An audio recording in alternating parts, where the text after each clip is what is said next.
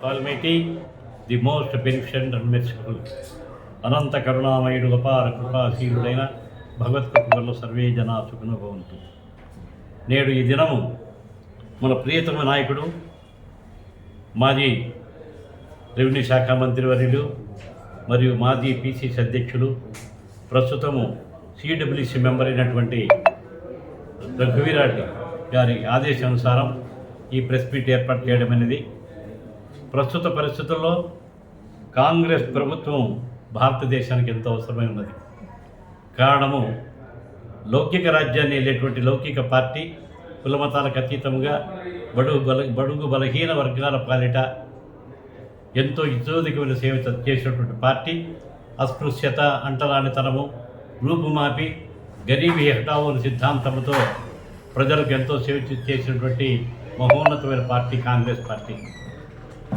జవహర్లాల్ నెహ్రూ మొదలు నేటి వరకు ఉన్నటువంటి నాయకులు అంటే జవహర్లాల్ నెహ్రూ తర్వాత శ్రీమతి ఇందిరాగాంధీ గారు, తర్వాత రాజీవ్ గాంధీ గారు, అటు తర్వాత సోనియా గాంధీ గారు, తర్వాత వారి పిల్లలు రాహుల్ గాంధీ మరియు ప్రియాంక గాంధీ గారు, వీళ్ళందరూ కూడా దేశ సేవకు జీవితాలు అర్పించడానికి సిద్ధంగా ఉన్నటువంటి వారు ఏనాడు కూడా ప్రాణాల కోసం ఏనాడు ఆరాటపడలేదు. ఇందిరాగాంధీ గారు సిక్కుల చేతిలో హతమయ్యారు. రాజీవ్ గాంధీ గారు లంకకు చెందిన వారి చేతుల్లో హతమయ్యారు. వీరు ప్రాణాలు కోల్పోయి దేశంలో ఎనలేటువంటి లోటు ఏర్పడింది. అటు తర్వాత సోనియా గాంధీ దృఢ సంకల్పంతో ఆమె కఠోర దీక్షతో ఆమె అధ్యక్షతన కాంగ్రెస్ పార్టీ 10 సంవత్సరాలు భారతదేశాన్ని ఏరింది. కానీ ఎక్కడ కూడా మైనారిటీలు కానీ క్రిస్టియన్లు కానీ ముస్లిం మైనారిటీలు కానీ క్రిస్టియన్లు కానీ బౌద్ధులు కానీ జైనులు కానీ ఏ మతానికి కూడా కాంగ్రెస్ పార్టీ రాజ్యంలో ఇబ్బందులు లేవు. అటువంటిది ఈరోజు బీజేపీ ప్రభుత్వంలో మైనారిటీ పట్ల వివక్షత ఏర్పడింది. వివక్షత ఏర్పడమే కాకుండా ఈరోజు ఎన్ఆర్సీ ప్రవేశపెట్టారు, నేషనల్ లిస్ట్ ఆఫ్ సిటిజన్స్. తర్వాత అనేక ముస్లిం పర్సన్లలో జోక్యం చేసుకున్నారు. ఇటీవల ఆశ్చర్యకరమైనటువంటి విషయం ఏంటంటే తెలంగాణలో బీజేపీ వారు ప్రచారానికి వచ్చినప్పుడు వారు అమిత్ షా, మన భారతదేశ మంత్రివర్యులు రక్షణ శాఖ మంత్రివర్యులైనటువంటి అమిత్ షా గారు హైదరాబాదులో పర్యటిస్తూ అనేక సందర్భాల్లో అనేక సమావేశాల్లో ముస్లిం మైనార్టీ రిజర్వేషన్ రద్దు అన్నారు. ముస్లిం మైనార్టీ రిజర్వేషన్ రద్దు చేస్తూ ఇదే రిజర్వేషన్లను ఇతర కులాలకు పంచిపెడతామన్నారు. అంటే ముస్లింల పట్ల వాళ్ళకు ఉన్నటువంటి వివక్షత, ముస్లింల పట్ల వారికి ఉన్నటువంటి నీచమైనటువంటి అభిప్రాయాలు సమర్థనీయం కాదు. ఎందుకంటే ఈరోజు ముస్లింలేమీ మన భారతదేశానికి వలస వచ్చినోడు కాదు, భారత రాజ్యాంగంలో భాగమే ముస్లింలందరూ కూడా. అటువంటిది రిజర్వేషన్ రద్దంటారు. తర్వాత రకరకాలుగా వేధింపులు ఎన్ఆర్సీ పెట్టి ముస్లింలను ఒక విధంగా ఎంతో మానసిక క్షోభకు గురి చేశారు. కాకపోతే పార్లమెంటులో బిల్లు వీగిపోయిన వల్ల ఎన్ఆర్సీ చట్టం చేసుకోలేకపోయారు. ఇటువంటి పరిస్థితుల్లో ఈ భారతదేశానికి మరి మన కాంగ్రెస్ ప్రభుత్వం అవసరం కాబట్టే ఈరోజు మనం చూస్తున్నాము. కర్ణాటకలో బీజేపీ పుట్టుకుని పోయింది. అలాగనే తెలంగాణ రాష్ట్రం ఇచ్చి మనం ఇబ్బంది పడినాం. ఇక్కడ 2013 సంవత్సరంలో సోనియా గాంధీ గారు రాష్ట్ర విభజన చేశారు. రాష్ట్ర విభజన చేసిన తర్వాత తెలంగాణ వారు సంతోషపడినారు. ఆంధ్రప్రదేశ్ వాళ్ళు అప్పటి నుంచి కూడా వ్యతిరేకత ఏర్పరచుకున్నారు. కారణం ఏమిటంటే భాగ్యనగరం అయినటువంటి హైదరాబాద్ మన దూరమైందని చాలా బాధపడినారు. కానీ అనేకమైనటువంటి స్వయం ప్రతిపత్తి ఇస్తామని కాంగ్రెస్ పార్టీ పార్లమెంట్లో వాగ్దానం చేసింది. కానీ తర్వాత ప్రభుత్వాలు అమలు చేయలేకపోయాయి. ఇప్పుడు అదే తెలంగాణలో కేసీఆర్ పరిపాలన చేశారు 10 సంవత్సరాలు. 10 సంవత్సరాల ఎవరు దయాదాక్షిణ్యం వల్ల, కాంగ్రెస్ పార్టీ దయాదాక్షిణ్యం వల్ల రాష్ట్రం విడిపోయినందు వల్ల ఆయన సాధించినట్టు నేనే సాధించాను, నేనే తెలంగాణ రాష్ట్ర సమితి ద్వారా నేను తెలంగాణ రాష్ట్రానికి స్వతంత్రం తెచ్చాను, సపరేట్ రాష్ట్రం సాధించింది నేనేనని ప్రజలకు కల్లిబల్లి మాటలు చెప్పి 10 సంవత్సరాలు ఏలాడు. ఆ పరిస్థితుల్లో కాంగ్రెస్ పార్టీ పరిస్థితి దమనీయ పరిస్థితి ఏర్పడింది. 20% చేరుకుంది ఓటర్ల శాతం కాంగ్రెస్ పార్టీ. ఇప్పుడు ప్రస్తుతం 20% దాటిపోయి సుస్థిరమైనటువంటి ప్రభుత్వాన్ని ఏర్పరిచేటువంటి శక్తి కాంగ్రెస్ రాగలిగింది. కారణం కేవలం మైనారిటీ వల్ల అక్కడ వచ్చింది. తర్వాత ఇతర వర్గాలు కూడా అగ్రవర్ణాలు కూడా కాంగ్రెస్ పార్టీ చేరిన దానివల్ల మొత్తం కలిపి తెలంగాణ రాష్ట్రంలో కాంగ్రెస్ ప్రభుత్వం ఏర్పడింది. అలాగే కర్ణాటక ప్రభుత్వం కూడా ఏర్పడింది. ఇప్పుడు కర్ణాటకలో ఒకవైపు మన ప్రభుత్వం ఉంది, తర్వాత మన రాష్ట్రమే, అది కూడా తెలంగాణ రాష్ట్రంలో కూడా మన ప్రభుత్వం ఉంది. ఇప్పుడు ఆంధ్రప్రదేశ్లో మన ప్రభుత్వం కావాలి. మన ప్రభుత్వం కావాలంటే ప్రజల్లో కూడా చైతన్యం రావాల. కాంగ్రెస్ పార్టీ చేసినటువంటి అనేక ప్రయోజనాలు ఒకసారి ఆలోచన చేసుకోవాలి. ఇందిరాగాంధీ చేసినటువంటిది, బడుగు బలహీన వర్గాల పట్ల వాళ్ళు చేసినటువంటి సేవలు, వాస్తవంగా అంటరానితనము అస్పృశ్యత మెండుగా ఉన్నప్పుడు ఆమె చొరవ తీసుకొని అస్పృశ్యత అంటరానితనం గురించి మాట్లాడితే శిక్ష విధించేటట్టుగా చేసి శాసనం చేశారు. అలాగనే ఎన్నో గరీబీ హఠావో, భూ సంస్కరణలు, తర్వాత ఎన్నో ప్రాజెక్టులు నిర్మించి ఇతోదికులు సేవ చేసినటువంటి జవహర్లాల్ నెహ్రూ గారి కుటుంబం నేటి ఈ పరిస్థితుల్లో అవసరం. కాబట్టి ఇప్పుడు ప్రస్తుతం మన రాష్ట్రంలో ఉన్నటువంటి పరిస్థితుల దృష్ట్యా, నేను ఎవరిని విమర్శించాను ప్రభుత్వాలను, ఉన్నటువంటి పరిస్థితుల దృష్ట్యా ఈ రాష్ట్రంలో కాంగ్రెస్ పార్టీ తప్పనిసరిగా పరిపాలన చేసిన పరిస్థితి ఏర్పడాలి. ఇప్పుడు ప్రస్తుతం 2024 సంవత్సరంలో మేము కాంగ్రెస్ పార్టీ ప్రభుత్వం స్థాపించలేకపోయినా 2029లో తప్పనిసరి పరిస్థితుల్లో తప్పనిసరిగా కాంగ్రెస్ పార్టీ విజయం సాధించి తప్పనిసరిగా ప్రభుత్వాన్ని ఏర్పాటు చేస్తూ నేను నమ్ముతున్నాను. అలాగనే నేను ఇటీవల రఘువీరెడ్డి గారుతో నేను సంప్రదించాను. ఆయన నన్ను పిలిపించారు, మాట్లాడడం జరిగింది. నేను 2009లో డాక్టర్ వైఎస్ రాజశేఖర రెడ్డి దయా దాక్షిణ్యాలతో ఆయన పిలిపించి నాకు ఎంపీ టికెట్ ఇచ్చారు. కానీ మంచి గెలిచే పరిస్థితుల్లో ఇంటర్నల్ ఎన్మిటీస్, అంతర్గత విభేదాల వల్ల నాకు కేవలం 11,000 ఓట్లతో నన్ను ఓడించారు. 11,000 ఓట్లు ఎంపీకి పెద్ద కథ కాదు. కానీ నేను బాధపడలేదు. ఆ మహానాయకుడు ఈ ప్రపంచం నుంచి వెళ్ళిపోవడమే నా బాధ. నాకు డాక్టర్ వైఎస్ రాజశేఖర రెడ్డి ఒకటి చెప్పారు, ఖాసిం ఖాన్ బాధపడద్దు, నేనున్నాను అని చెప్పి, నీవు రా 15 రోజుల్లో నీకు మంత్రివర్గ స్థాయి పోస్ట్ ఇస్తాను, నేను చూసుకుంటానని చెప్పి ఆయన అకస్మాత్తుగా ఈ లోపల నుంచి వెళ్ళిపోవడం జరిగింది. ఇటువంటి పరిస్థితుల్లో తర్వాత ప్రభుత్వాలు రకరకాలుగా వచ్చినాయి. ఈ 10 సంవత్సరంలో తెలుగుదేశం ప్రభుత్వం వచ్చింది, వైఎస్ఆర్ ప్రభుత్వం వచ్చి పాలిస్తున్నారు 10 సంవత్సరాలు. ఇప్పుడు రాహుల్ గాంధీ నేతృత్వంలో, ప్రియాంక గాంధీ నేతృత్వంలో, వారి తల్లి సోనియా గాంధీ గారి ఆశీర్వాదములతో మళ్ళీ మనకు సుస్థిర ప్రభుత్వం కాంగ్రెస్ ద్వారానే రావాలి. కాబట్టి మనం ఎటువంటి పరిస్థితుల్లో కూడా కాంగ్రెస్ ప్రభుత్వం రావాలంటే, ఇప్పుడు కాంగ్రెస్ పార్టీ నుంచి విడిపోయినారు. ఎప్పుడైతే రాష్ట్ర విభజన జరిగిందో అనేక మంది నాయకులు కాంగ్రెస్ పార్టీని విడనాడి వేరే పార్టీల్లో చేరారు. కానీ చాలా అవమానాలు ఎదుర్కొంటున్నారు, చాలా ఇబ్బందులు పడుతున్నారు. కాంగ్రెస్ పార్టీలో ఒక ఎమ్మెల్యే ఒక మినిస్టర్తో సమానం. కానీ ఇక్కడ దాని విరుద్ధంగా ఉంది ప్రస్తుత పరిస్థితి. కాబట్టి చాలామంది నాయకులు కాంగ్రెస్లో పార్టీలో చేరడానికి సిద్ధమవుతున్నారు. ఈ పరిస్థితుల్లో డాక్టర్ వైఎస్ రాజశేఖర రెడ్డి గారి కుమార్తె శ్రీమతి షర్మిల కాంగ్రెస్ పార్టీలో చేరుతున్నారు. ఆమె చేరికతో కాంగ్రెస్ పార్టీ ప్రతిష్టమవుతుందని నేను దృఢంగా నమ్ముతున్నాను. అప్పుడే చాలామంది ఎమ్మెల్యేలు వెంట పడుతున్నారు, మేము చేస్తామని. కాబట్టి మాకు కావాల్సింది ఏమిటి? డాక్టర్ వైఎస్ రాజశేఖర రెడ్డి కన్నా కలలు స్వర్ణాంధ్రప్రదేశ్ను స్థాపిస్తామన్నారు. స్వర్ణాంధ్రప్రదేశ్ను స్థాపించేటువంటి పరిస్థితి రావాలంటే మళ్ళీ కాంగ్రెస్ ప్రభుత్వం ఏర్పడాలా. రాహుల్ గాంధీ నేతృత్వంలో ఈ స్పెషల్ స్టేటస్, ప్రత్యేక ప్రాధాన్యత కేంద్ర ప్రభుత్వం ఇవ్వాలంటే మళ్ళీ కాంగ్రెస్ ప్రభుత్వం రావాలి. ఎప్పుడైతే కాంగ్రెస్ ప్రభుత్వం వస్తుందో తప్పనిసరి పరిస్థితుల్లో స్పెషల్ స్టేటస్ ఇస్తారు. అనేక ఇండస్ట్రీస్ డెవలప్ అవుతాయి, లక్షలాది మందికి ఉద్యోగాలు వస్తాయి, అందరూ బాగుపడతారు. డాక్టర్ వైఎస్ రాజశేఖర రెడ్డి చేసినటువంటి మహోపకారం ఏంటంటే 2003 ఎన్నికల మేనిఫెస్టోలో, 2004లో ఎన్నికలు, 2003లో నెల్లూరులో మేనిఫెస్టో విడుదల చేశారు. ఆ మేనిఫెస్టోలో మైనారిటీలకు 5% రిజర్వేషన్ కల్పించాలని. కానీ అది కొన్ని పరిస్థితుల వల్ల, కోర్టు తీర్పుల వల్ల దాన్ని 4% రిజర్వేషన్ కుదించడమైనది. 4% కుదించినప్పటికీ మాకు ఈరోజు ముస్లింలకు దాదాపు రిజర్వేషన్ల వల్ల 2004 నుంచి ఇంతవరకు, అంటే దాదాపు 20 సంవత్సరాల పాటు రిజర్వేషన్ కొనసాగుతుంది. లక్షలాది మంది మా ముస్లిం పిల్లలు చదువుకుంటున్నారు. వేలాది మంది ఉద్యోగాలు సంపాదించారు. మంచి మంచి ఉద్యోగాలకు వెళ్ళారు. రిజర్వేషన్ వల్ల ఎంతోమంది తహసీల్దార్లు, తర్వాత ఎండిఓలు, కలెక్టర్లు, ఎస్పీలుగా ముస్లింలు తయారు కావడానికి కారణం కేవలం వైఎస్ రాజశేఖర రెడ్డి గారి పుణ్యం. అది కాంగ్రెస్ ప్రభుత్వం ఇచ్చింది, ఏ ప్రభుత్వం ఇవ్వలేదు.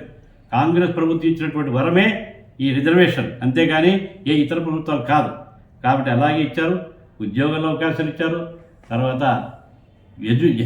ఎడ్యుకేషన్ పరంగా మాకున్నటువంటి రిజర్వేషన్ ద్వారా ప్రతి ఇంటికి ఒక ఇంజనీర్ తయారయ్యాడు. ముస్లింలలో ఇంజనీర్లకు తయారయ్యారు, బాగా అభివృద్ధి చెందారు. కాబట్టి నేను మా ముస్లిం సోదరులకు అప్పీల్ చేసేది ఒకటే, మీరు మా ఇస్లాం ఏం చెప్తుంది, ఖురాన్ షరీఫ్ చెప్పేది ఏమిటంటే కృతజ్ఞతాభావం. ఆ కృతజ్ఞతాభావం ఉండాల. ప్రతి క్షణము ప్రతి నిమిషము కూడా శుక్రియా అదా కన్నా ఫరజ్ హై ఇస్లామే. మేము ఆ విధంగా ప్రతి ఒక్కరు కూడా రాజశేఖర రెడ్డికి విధేయులై, రాజశేఖర రెడ్డి గారికి బద్ధులై ఈరోజు రిజర్వేషన్ కల్పించింది కాంగ్రెస్ పార్టీని తలంచి వేరే పార్టీలు కాదని, ఎట్లయితే రాజశేఖర రెడ్డి గారిని 2000 ఎన్నికల్లో గెలిపించారో మా ముస్లిం సోదరులందరూ, ఇప్పుడు 2024 సంవత్సరం అంటే దాదాపు 20 సంవత్సరాలు అయింది. ఈ 2024 సంవత్సరంలో కూడా ఇతోధికమైనటువంటి మెజార్టీతో ఆ రాజశేఖర రెడ్డి కన్న కలలు ముస్లిం మైనార్టీల అభివృద్ధి సంక్షేమం జరుగుతుంది. కాబట్టి తప్పనిసరిగా ప్రతి ముస్లిం సోదరుడు కూడా తప్పనిసరిగా ఈ పార్టీని గెలిపించవలసిన బాధ్యత. ఎందుకంటే మీ ఇంట్లో ప్రతి ఒక్కరూ ఏదో ఉద్యోగం చేస్తున్నారు, ఏదో చదువుకుంటున్నారు, ఎవరు కూడా ఖాళీగా లేరు. ఒకప్పుడు ముస్లిం పిల్లలందరూ హోటల్లో పనిచేసేవాళ్ళు, వర్క్షాపుల్లో పనిచేసేవాళ్ళు, చిన్న వయసులో చేసేవాళ్ళు. ఈరోజు అందరూ చైతన్యవంతమైంది, మా ముస్లిం మతం చైతన్యవంతమైంది. కాబట్టి తప్పనిసరిగా ముస్లిం సోదరులకు నేను మనపూర్వకంగా విన్నవించుకుంటున్నా, మీరు తప్పనిసరి పరిస్థితుల్లో కాంగ్రెస్ పార్టీకి ఓటు వేయండి, గెలిపించండి. ఈరోజు తెలంగాణలో గెలిచిందంటే కేవలం ముస్లింల దయాదక్షిణ వల్లే.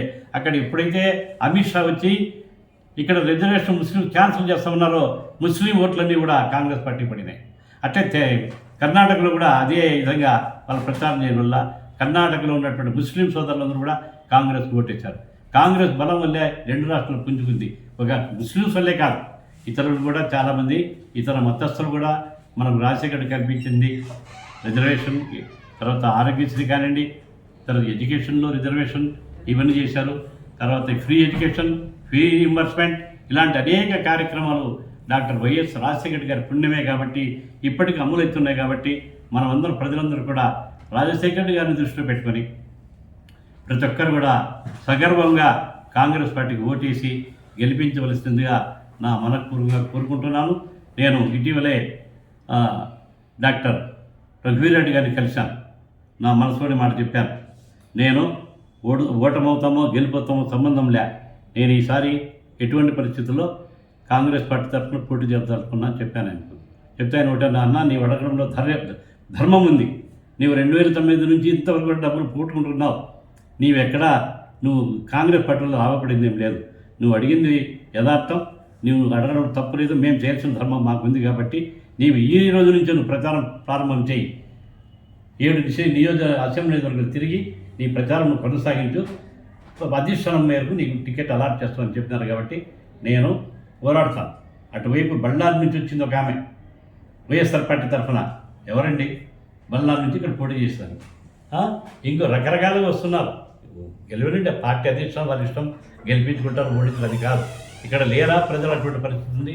వాళ్ళు ఏమైనా మీకు కలగలుగుతారా, సమయానికి ఆదుకుంటారా? నిజంగా నేను అందరికీ అప్పీల్ చేస్తున్నా. నేను కడపలో ఉన్నానే కానీ నిజంగా చెప్తున్నా, నాకు ప్రతి నెల ₹1,00,000 తక్కువ ఖర్చు లేదు. చెప్తున్నా, వెరీ మంత్ చనిపోయిన ఫోన్ చేస్తున్నారు. అక్కడ చనిపోతున్నా, సార్ అలా ఇంట్లో చనిపోయినారు, 5,000 వేస్తాను ఫోన్పేలు.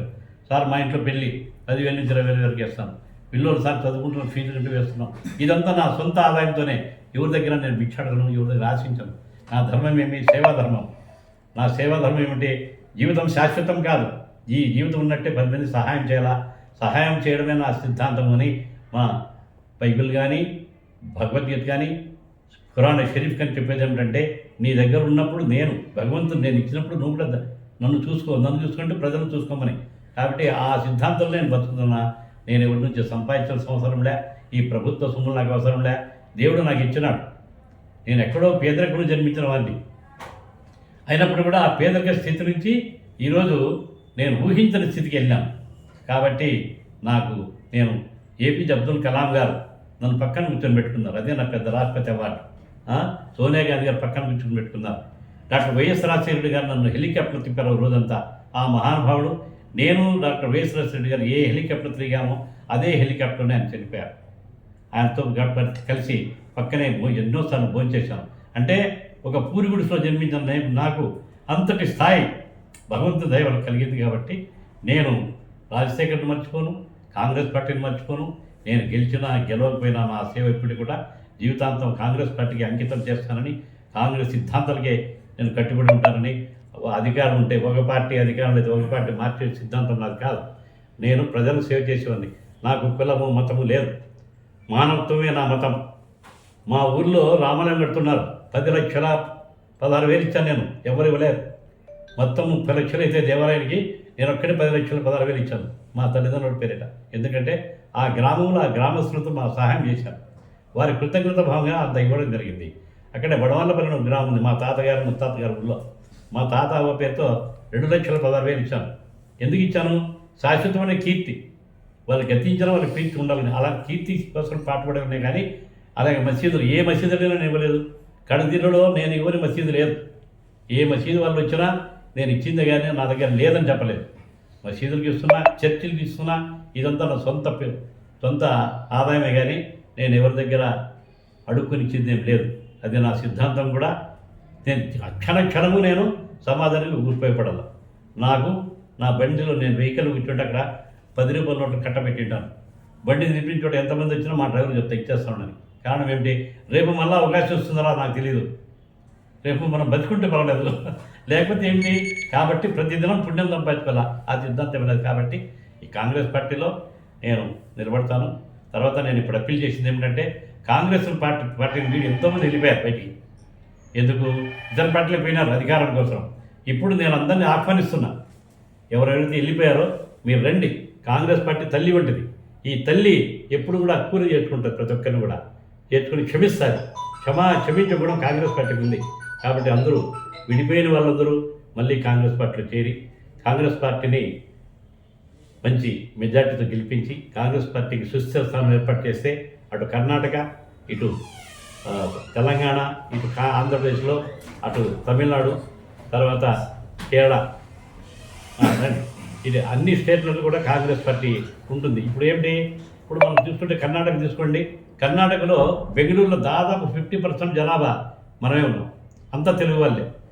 అది తెలంగాణ తీసుకోండి, 50% జనాభా సర్కార్ రాయలసీమ ప్రాంతం వాళ్ళు ఉన్నారు అక్కడ. కాబట్టి అక్కడ మనం అక్కడోళ్ళు అక్కడ పరస్పర సహకారం, పరస్పర సేవ తత్పరత కలిగి ఈ 3 రాష్ట్రాలు ఏకమైతే మనము తెలుగు వాళ్ళము మనమందరం బాగుపడతాము. మంచి ఉజ్వల భవిష్యత్తు ఏర్పడుతుంది. మన పిల్లలు కూడా మంచి స్థానానికి వెళ్తారు, మంచి విద్యను అభ్యసిస్తారు.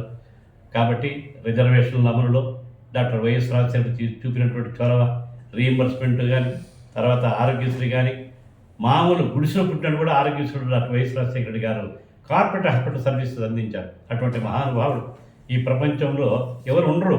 కానీ ఆయన చనిపోవడమే ఈ రాష్ట్రానికి పెద్ద దుర్దినం. ఈరోజు తెలంగాణ పడిందంటే రాజశేఖర గారు బతికుంటే తెలంగాణ కాదు, ఏమీ ఏర్పడేది కాదు. ఆయన దగ్గర నిలబడి అడిగే ధైర్యం ఎవరికి లేదు, ఏ మగాడికి లేదు. అటువంటి గొప్ప నాయకుడు వెళ్ళిపోవడమే మనము చేసుకున్నటువంటి దురదృష్టం. కాబట్టి రాజశేఖర గారిని దృష్టి పెట్టుకొని, ఆ మహానుభావుని దృష్టిలో పెట్టుకొని షర్మిలమ్మ గారి పార్టీలో వస్తున్నారు. మళ్ళీ కాంగ్రెస్ పార్టీకి జవజీవులు మళ్ళీ పునరుద్ధరించడానికి వస్తున్నారు. కాబట్టి ఆ ఉద్దేశంతో ఆ మహానుభావుని దృష్టిలో పెట్టుకుని ఆమెను ఆశీర్వదిస్తారని, షర్మిలమ్మను ఆశీర్వదించి ఆమె అభివృద్ధికి, ఆమె 2029లో ఈ రాష్ట్రానికి చీఫ్ మినిస్టర్గా ఆమె ఎదగాలని కోరుకుంటూ, మనపూర్వకం కోరుకుంటూ సెలవు తీసుకుంటున్నాను. నమస్తే.